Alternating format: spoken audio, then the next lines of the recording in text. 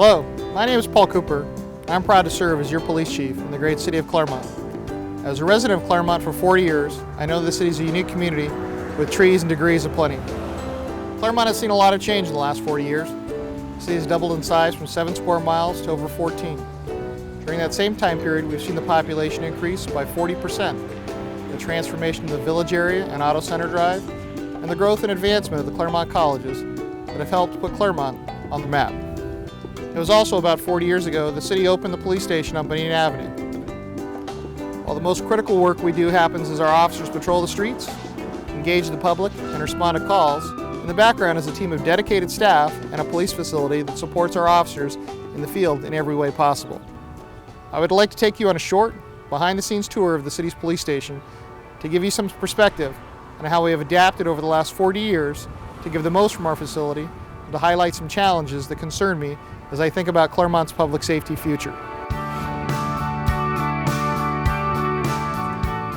From the street, our single-story, concrete station sits quietly at the corner of Bonita and Cornell. When the station opened 41 years ago, the plan was for the facility to serve our community for 30 years.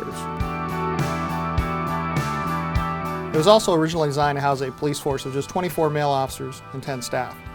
Today we have 64 men and women serving our community. To accommodate our female officers and staff, we had to create a women's locker room facility and a temporary trailer outside the station. The increase in patrol officers and support staff has required us to become creative in maximizing our use of space. In many instances, short-term solutions have turned into long-term ones. Closets have been converted to offices, and offices have been converted to cubicle farms. For example, recent enhancements to our 911 and dispatch capabilities required that we converted storage area into a 2-person workstation area. And our watch commander's office is literally a converted janitor's closet. Where possible, we've innovated to extend the life of the station and provide efficient work areas so we can meet the needs of a modern community. The obligations of police to preserve and properly store evidence have also evolved over the past 40 years. Today, we have more evidence than ever as we go about our criminal investigations and provide the evidence needed to support the district attorney in their trials. Our evidence room has been filled beyond its capacity, and we now store less environmentally sensitive evidence in a storage locker on our back lot.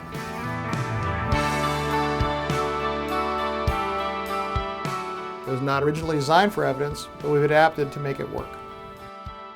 The Claremont community benefits greatly from having a safe, well-trained, proactive police force that uses modern tools and technologies to deliver services efficiently. As a law enforcement professional for the past 30 years, I've seen how the demands for technology impact our police force and its capabilities dramatically. These new technologies, such as license plate readers, computer forensics, and DNA testing, have not only required more servers, workstations, and space to safely operate them, but they have dramatically increased our facility's power requirements. The Claremont Police Station's 41-year-old electrical system has exceeded its original design capacity and can no longer support additional electrical demands. This reality creates risk, but our options for growth are limited. Delivering on a 21st century police capability is being hampered by 1970s construction. Jail facility standards have also changed over the past 40 years, and our current facility has failed to meet a number of modern standards. Our jail was constructed during a time when the classic steel bars we see in movies and cartoons were the norm. Today's jails no longer allow these bars for a variety of reasons. They present safety hazards to our jail staff, as prisoners could easily assault staff through the openings. And the bars can be a hazard to prisoners themselves, as it's possible to hang yourself from them. In addition, Claremont's jail also was never built with a sobering cell for persons under the influence of alcohol or drugs. Sobering cells provide a rubberized floor and walls to prevent intoxicated persons from injuring themselves during a fall. Finally, our cells are 15 square feet too small for today's correction standards.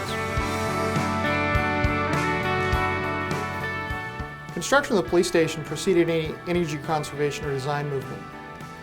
The lack of energy efficiency of the station is pretty apparent with its old lighting fixtures, lack of insulation, an obsolete heating and air conditioning system, and boiler that no longer have readily available parts. The station's generator is so old that we brought in a temporary generator on a trailer to ensure the station has power during an outage. This obsolete infrastructure increases the station's annual operating costs relative to many modern buildings and can occasionally disrupt our operations. Perhaps of most concern to me, however, are the seismic risks. Seismic standards for buildings have changed dramatically since the Northridge earthquake 20 years ago. Engineers now better understand the risks associated with concrete block buildings such as ours, and there are new building codes for essential service facilities such as police and fire stations designed to keep them up and running during an emergency like an earthquake.